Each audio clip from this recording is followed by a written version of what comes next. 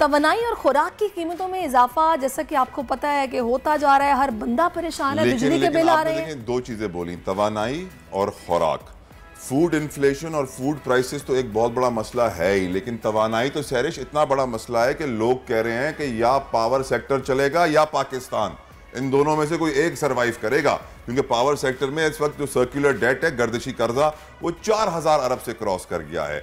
बिजली की कीमतें हम तेल अफोर्ड नहीं कर पा रहे हैं डॉलर पैरिटी की वजह से। तो पावर सेक्टर तो बिल्कुल जिसे कहते हैं पाकिस्तान को तबाही के जहाने पे ले आया। फूड प्राइसेस ने गरीबों का कीमा निकाल दिया, आवाम का खून चूस लिया। सही कह रहे हैं आप। और आप इमेजिन करें कि वो लोग जिनके घरों में शायद सिर्फ एक फ्रिज और एक पंखा चलता है ना, वो ये बता रहे हैं कि हमें तकरीबन माहाना 8 से 10 हज़ार रुपया बिल आ रहा है। तो पाकिस्तान ने महंगाई में मालियाती बहरान के शिकार श्रीलंका को भी पीछे छोड़ दिया है। ब्लूमबर्ग की रिपोर्ट के मुताबिक अप्रैल में पाकिस्तान में महंगाई की शरह 36% से तजावुज कर गई है, जो 1964 के बाद सबसे ज्यादा है। इकोनॉमिक आउटलुक पाकिस्तान का क्या है? हमारा मुस्तकबिल आखिर तारीख है या कोई कोने में थोड़ी सी रोशनी नजर आ रही है? खुरम शहजाद माहिर मुआशियात किसी तारीफ के मोहताज नहीं है, मेरे बहुत अच्छे दोस्त हैं। खुरम, वेलकम टू दुनिया बोले, thank you for giving us your time.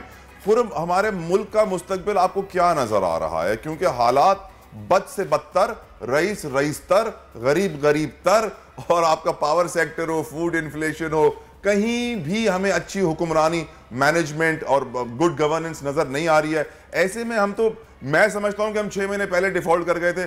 आपकी नजर में हम और कितना चलने वाले हैं? जी thank you very much.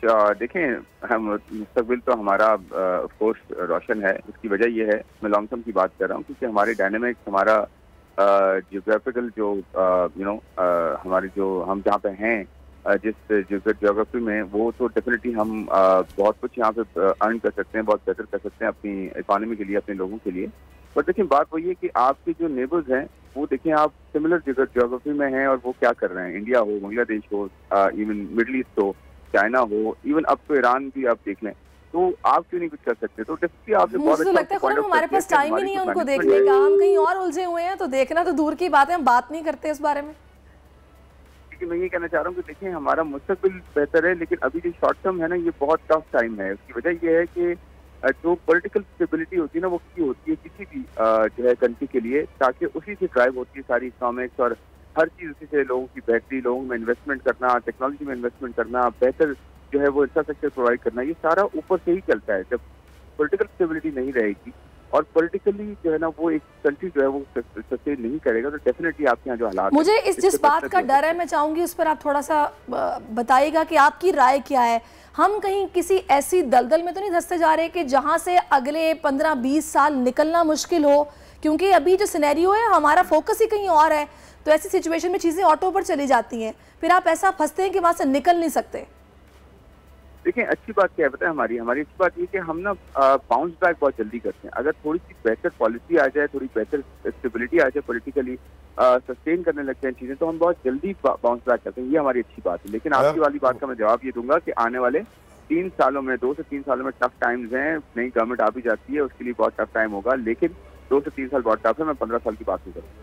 Khurram साहब, ये बताइए कि आप करप्शन की तरफ इशारा क्यों नहीं करते हैं? आप चोरी की तरफ इशारा क्यों नहीं करते हैं? आप ग्रे इकोनॉमी, पैरेलल इकोनॉमी की बात अभी क्यों नहीं कर रहे हैं? क्योंकि मेरा दिल बड़ा रोता है इस बात पे कि चाइना और इंडिया, आपने पड़ोसियों का जिक्र किया, चाइना और इंडिया ईरान से आज पेट्रोल खरीद रहा है, लेकिन पाकिस्तान ईरान से पेट्रोल नहीं खरीद सकता अमरीकी दबाव की वजह से। इंस्टेड हम पूरे पाकिस्तान में ईरान से पेट्रोल स्मगल करके डिस्ट्रीब्यूट कर देंगे, ताकि बहुत सारे लोगों की जेबें भरी जा सके।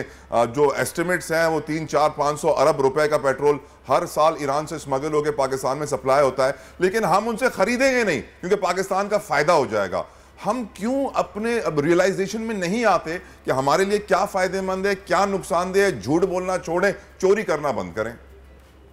देखिए, 2 बड़े फर्क हैं। एक तो ये कि इंडिया और चाइना की तरफ अगर आप देखें, तो अमेरिका उनको भी प्रेशराइज करता है, पूरी दुनिया में प्रेशराइज करता है अमेरिका। तो ये नहीं है पाकिस्तान में प्रेशराइज करता है, लेकिन उनकी इंटरनल स्टेबिलिटी और इंटरनल जो पॉलिटिक्स है और उसी से ड्राइव होती हुई इंटरनल इकोनॉमिक्स, वो दोनों बहुत स्टेबल हैं। आप देखें, आज इंडिया में इवन चाइना से ज्यादा फॉरेन डायरेक्ट इन्वेस्टमेंट आ रही है। 80-90 बिलियन डॉलर। चाइना में 50-60 बिलियन डॉलर आती है, तो वहाँ 80-90 बिलियन डॉलर आ रही है। दुनिया में सबसे कम जो है वो चांस है रिसेशन में जाने का, कंट्री है वो इंडिया है।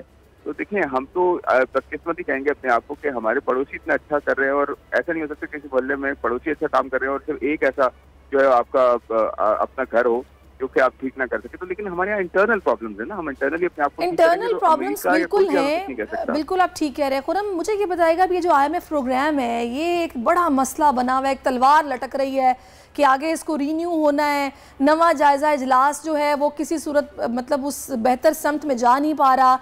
तो what do you think about new programme? कहीं ऐसा तो नहीं हो जाएगा कि दोबारा से कुछ ऐसा हो जाए कि हम फंस जाएं और वो कमिटमेंट्स पूरी करना मुश्किल हो जाए, आवाम मजीद पिस जाए? नहीं, ये होगा, इसको आप एक्सपेक्ट करें। आप ये एक्सपेक्ट ना करें कि प्रोग्राम हमारे पास अगर ये स्टाफ लेवल हो भी जाता है तो हम बहुत सीधे चलेंगे। हमने 23 प्रोग्राम में हम सीधे नहीं चले, तो इसमें क्या हम सीधे चलेंगे। लेकिन मेरा पॉइंट ये है कि हमें कमिटमेंट की जरूरत है, इंटरनली अपने आप को बेहतर करने की जरूरत है। अगर हम सारे जो भी हुकूमत में आता है वो कमिटमेंट के साथ नहीं आएगा, विलिंगनेस के साथ नहीं आएगा, एक बिल के साथ कि मुझे अब कंट्री को इस प्रॉब्लम से बाहर निकालना है। 1991 में इंडिया ने किया था ये, इंडिया हमसे ज्यादा बदतर हालत थी। उसने एक मरतबा सिर्फ IMF के पास गया इंडिया, और वो 1991 में था। उसके बाद आज तक किसी मुड़ के नहीं देखा। तो हम क्यों नहीं कर सकते? हम सिमिलर जमीन है, सब कुछ हमारे लोग सिमिलर हैं, हम क्यों नहीं वो काम कर सकते? उनसे बेहतर काम कर सकते हैं, हमारी क्वालिटी ज्यादा बेहतर है। तो पॉइंट ये है कि जब बिल नहीं होगी, कमिटमेंट नहीं होगी, तो कंटिन्यूसली खुरम भाई हमें इंसान बनने की जरूरत है। हम इंसान बनने को तैयार नहीं है, हम जानवर की बदतरीन शक्ल इख्तियार किए हुए हैं। इसका बेसिक एग्जाम्पल मैं आपको दूं कि 4-5 दिन पहले वजीर आजम कहते हैं कि मुल्क में गंदम की रिकॉर्ड पैदावार हुई है, कोई अब खौफ नहीं है, हमारे पास बहुत सप्लाईज आ गए हैं। और आज जो है वो कराची में फ्लावर मिल्स वाले कह रहे हैं कि मिलें बंद कर देंगे, हमें सप्लाई नहीं मिल रही है। वजह सिर्फ यही है कि गंदम जब फ्लावर मिल तक पहुंचती है बीच में लाखों रुपए रिश्वत मांगी जाती है जो वो दे नहीं रहे हैं फ्लावर मिल वाले। हमारे मुल्क में जो चोरी, रिश्वत, चाहे वो जमीनें हो, रियल स्टेट हो, कोई किस्म का भी आप बिजनेस उठा लें, कोई ऐसा कारोबार नहीं है जिसमें आप पैसे रिश्वत दिए बिना काम कर सकें। पर्ची हर जगह चलती है, नेपोटिज्म हर जगह चलता है। हमारा सिस्टम ही मुनाफिकत के ऊपर आ गया है, बुराई के ऊपर आ गया है, चोरी के ऊपर आ गया है, स्मगलिंग के ऊपर आ गया। हम कैसे खड़े होंगे अपने पैरों पे? देखिए बात ठीक है, हमारा करप्शन परसेप्शन इंडेक्स में भी हम जो है ना ऊपर जा रहे हैं। इसी वजह से चाहे ये गवर्नमेंट हो, पिछली गवर्नमेंट हो, हमारे यहाँ प्रॉब्लम्स ये हमेशा चलती रही हैं। करप्शन एक बहुत बड़ा प्रॉब्लम है डेफिनेटली, लेकिन मैं कहता हूँ कि इसके साथ और भी बड़े प्रॉब्लम्स है। कॉम्पिटेंस का भी इशू है। हमारे यहाँ जो है वो लोग जो है जो बैरिट्स पे होते हैं वो ऊपर तक आ ही नहीं पाते।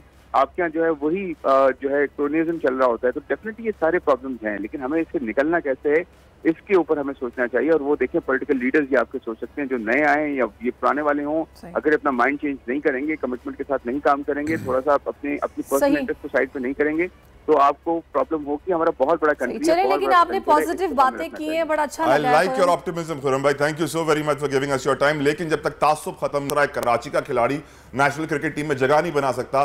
पंजाब की फ्लावर मिल्स मालिकान इतने परेशान नहीं है जितने साउथ कराची के हैं। वजह यही है कि तासुब से हम भरे हुए हैं, वहां की पॉलिसीज अलग है, यहाँ की पॉलिसीज अलग है। चोरी की हमें आदत है, झूठ की हमें आदत है। अल्लाह हमें हिदायत दे, मुझे सिर्फ अल्लाह में उम्मीद है और अब किसी में नहीं रही। हवाए नफ्स की है हुक्मरानी, लुटेरा कर रहा है पासबानी।